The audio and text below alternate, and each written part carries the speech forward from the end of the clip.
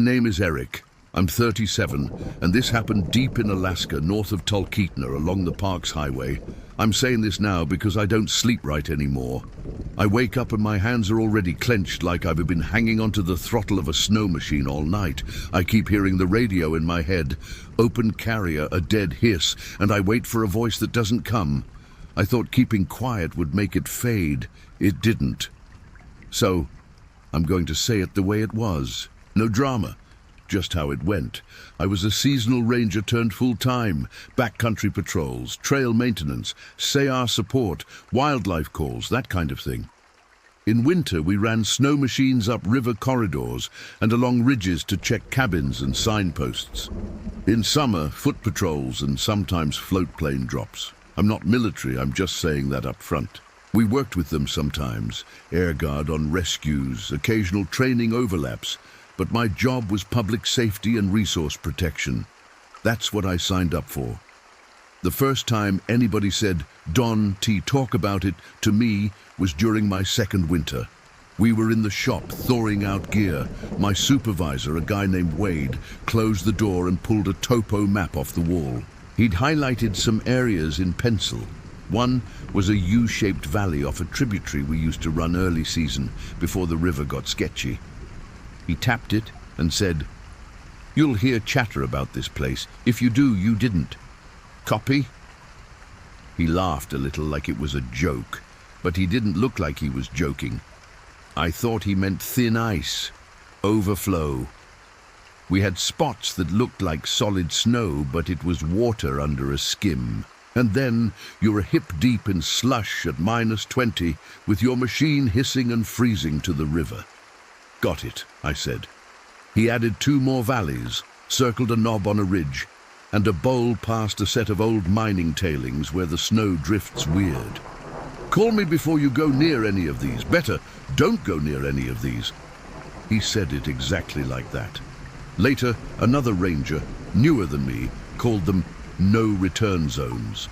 He said it like he was being funny. I don't think he made it up. I think he heard somebody say it that way and kept it.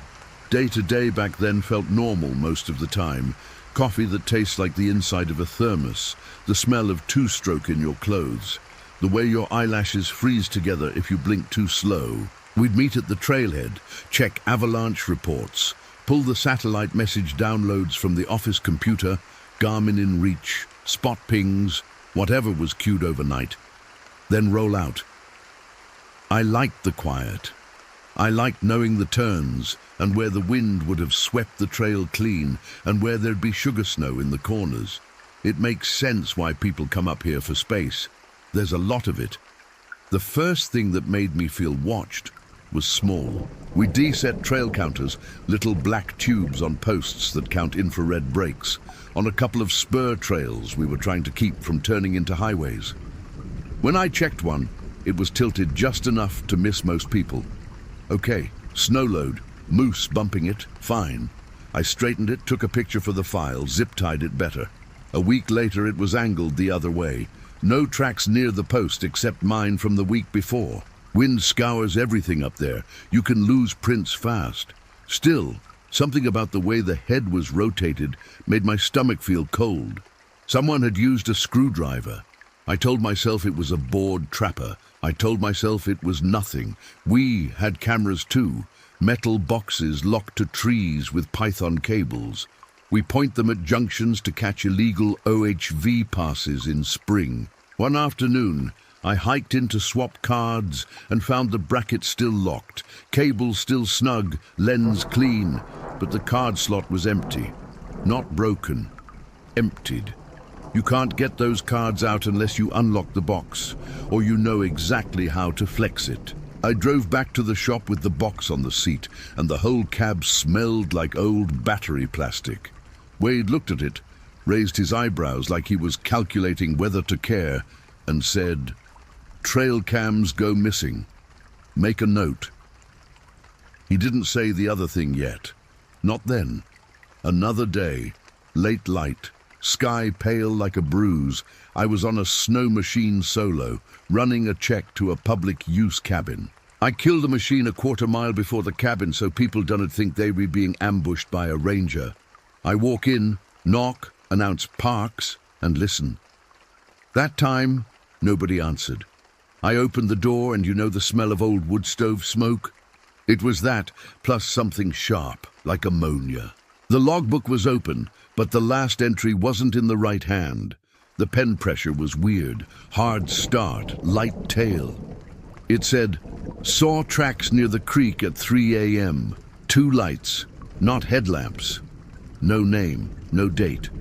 We get weird comments sometimes. Drunk people think they're being creative, except outside the back door, under the eaves where the snow doesn't pack as hard, there were prints. Not a lot, just a few.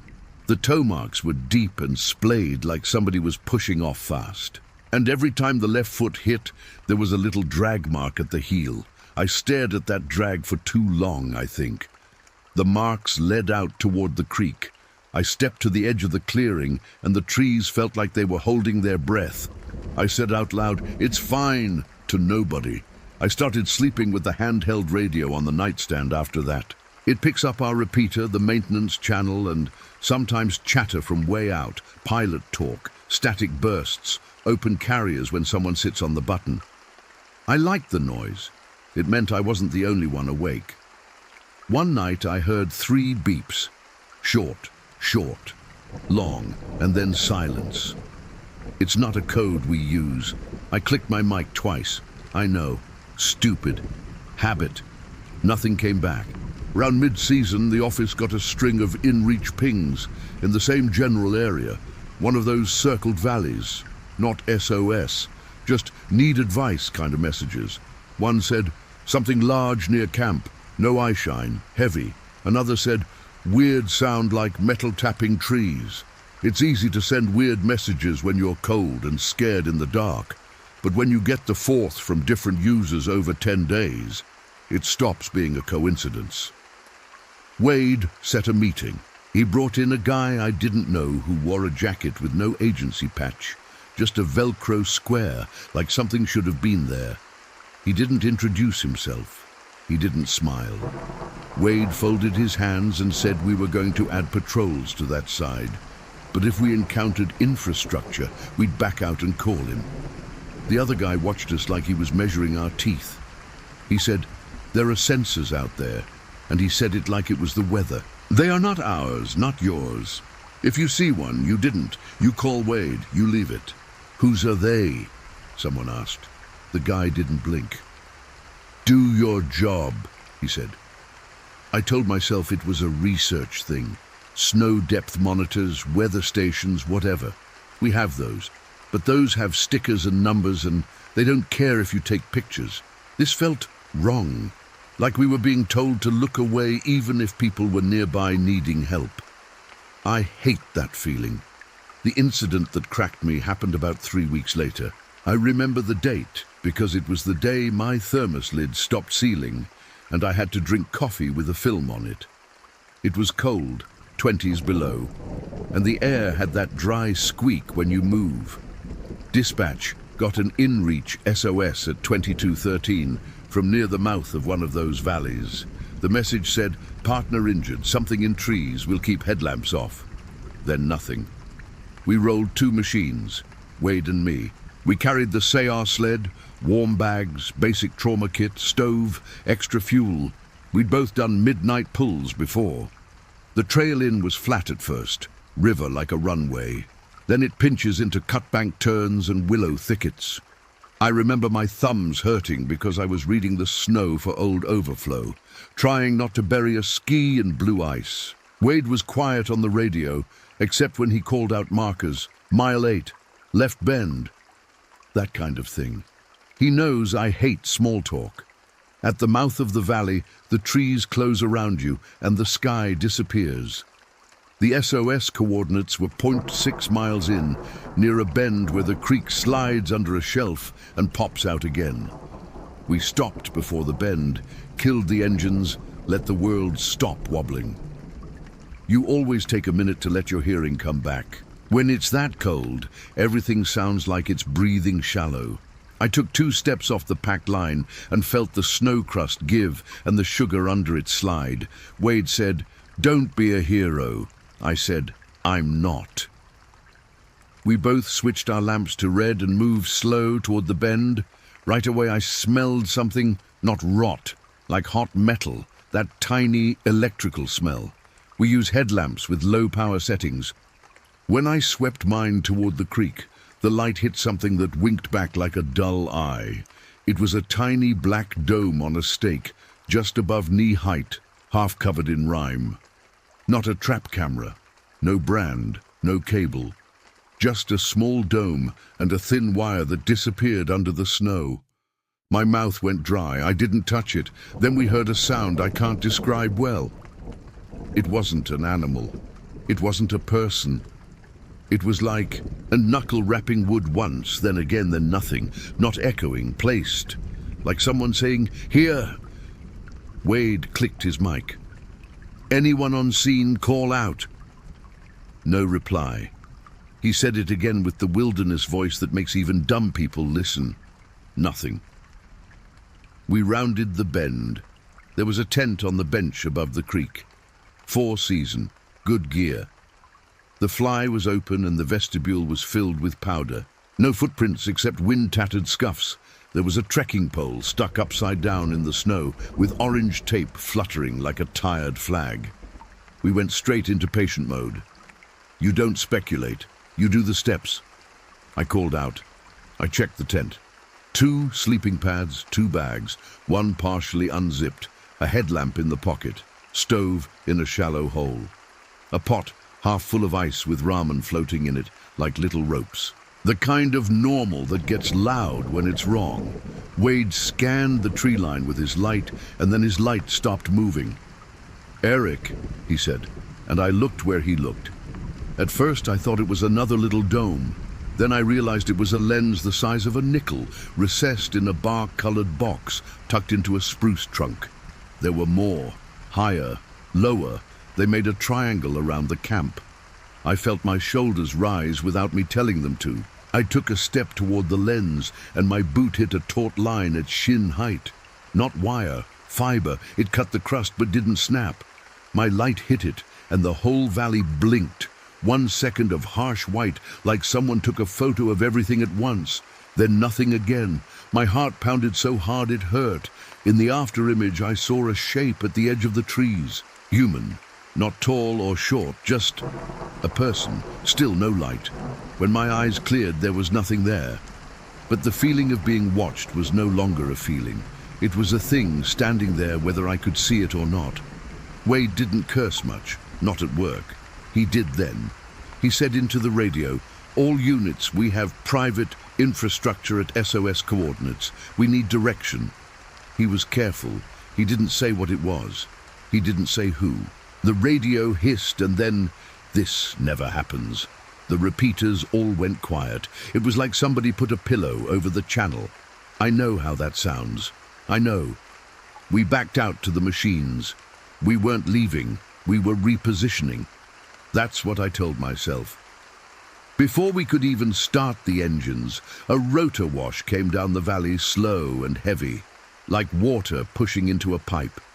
It wasn't a big helicopter, smaller, no visible markings. It came in low, and somewhere behind it on the ridge a light swept once and died.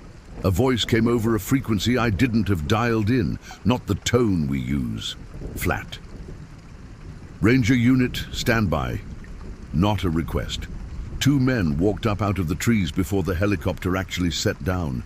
Snow muted their steps, but you could hear the crunch. Slow, not like ours, not rushed. They wore white outer shells.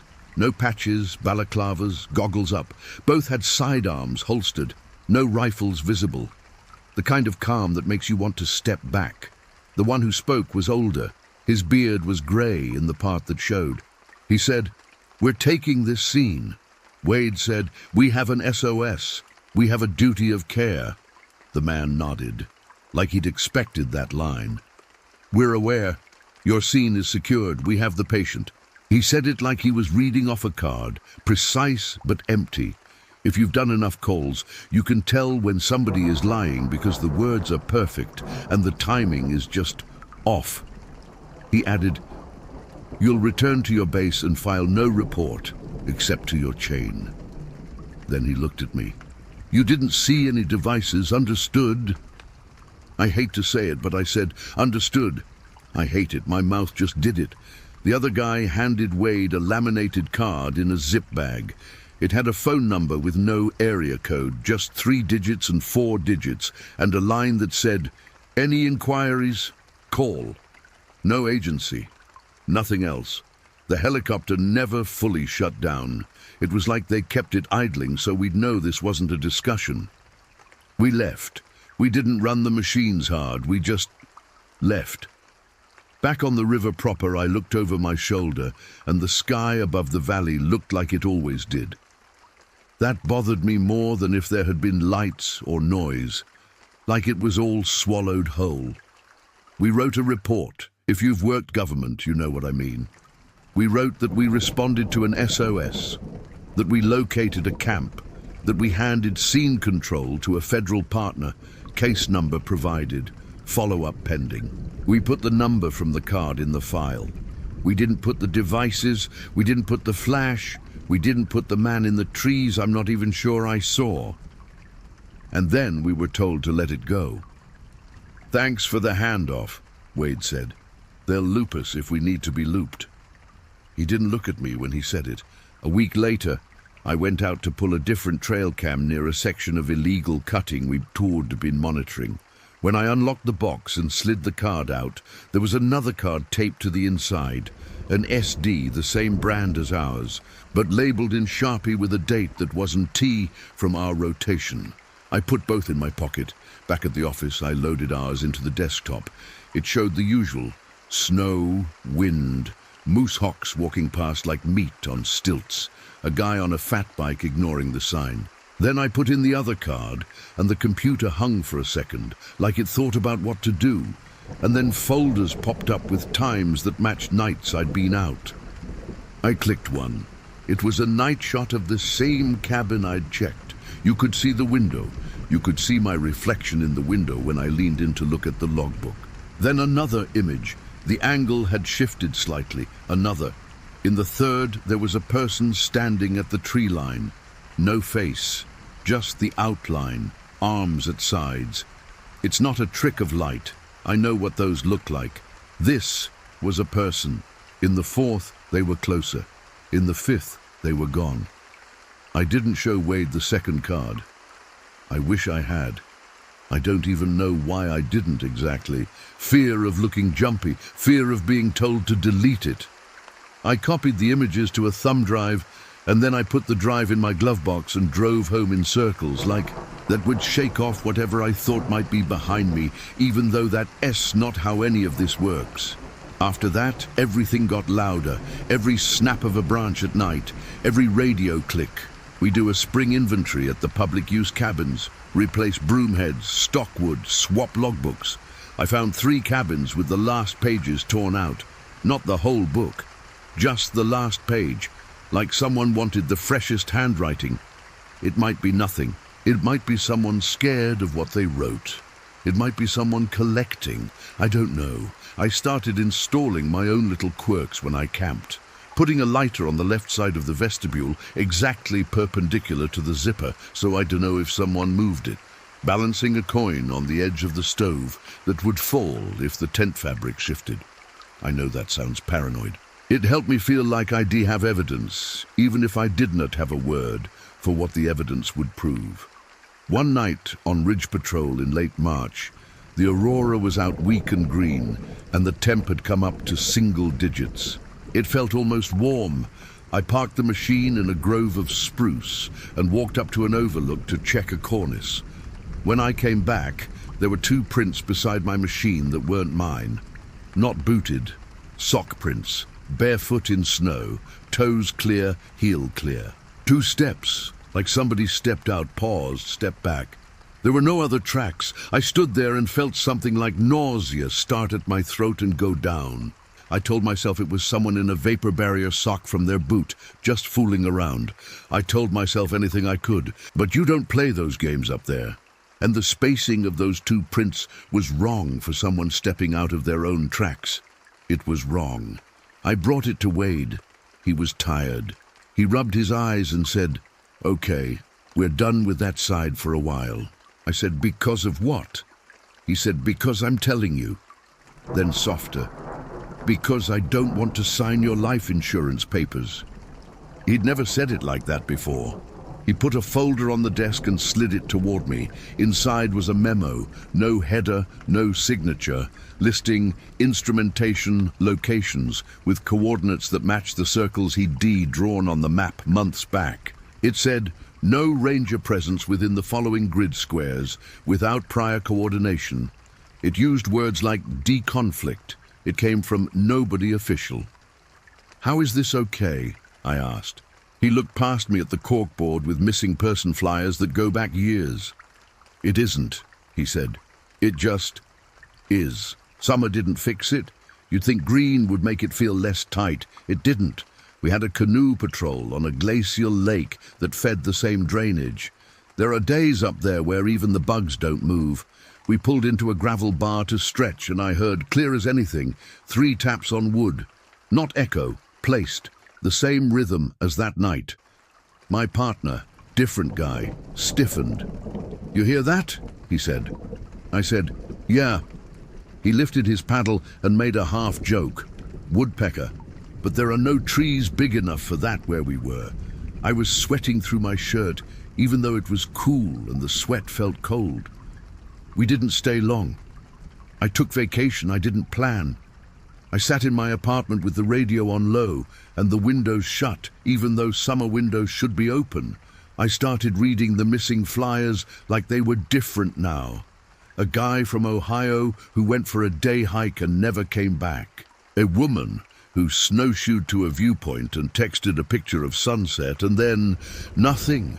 I don't know if any of them had anything to do with anything. I'm not drawing lines where there might not be lines. I'm just telling you where my head went. I went back one more time in the fall to pull my personal trail camera from a line nobody else cared about. I'd put it up not for work, just to catch a moose I'd seen. It was the small kind, little black box with a strap, no lock. I'd forgotten about it. When I found the tree, the strap was there, but the box was gone. In its place was a strip of duct tape wrapped once around the trunk at the same height.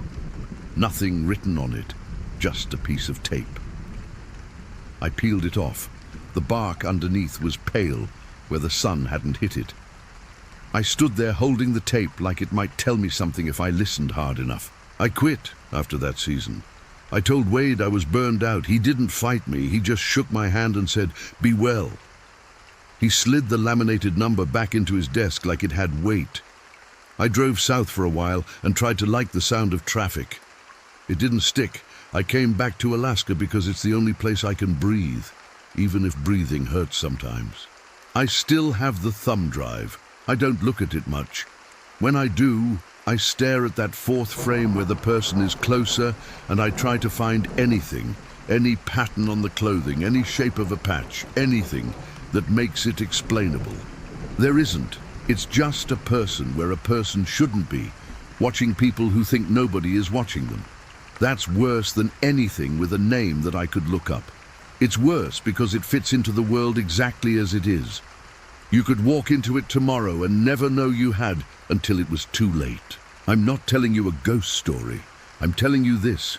There are places we're told not to go, and sometimes the reason isn't that the ice is thin or the mountain slides. Sometimes the reason is that somebody has decided that what happens there is not for you. And if you stumble into it anyway, you'll be told you didn't. And if you try to say what you saw, you'll hear 3 beeps on an empty channel and then nothing. I triple lock my door now. I keep a small headlamp by the bed and a hand radio, even though it only reaches the weather station from where I live. I can't stand the sound of somebody knocking on wood. I turn off documentaries when they show snow with no footprints because it makes my chest feel like a fist.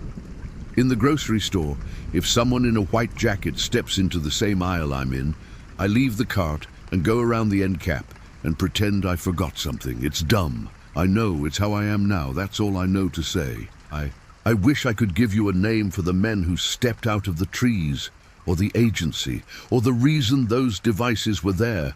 I can't. I can only tell you that I did my job until my job was to pretend I didn't see what I saw. And I couldn't do that anymore. If you made it this far, thank you for listening. Please like, share, and subscribe to Mr. Ebon for more real horror stories like this. Trust me, there's more out there than you think.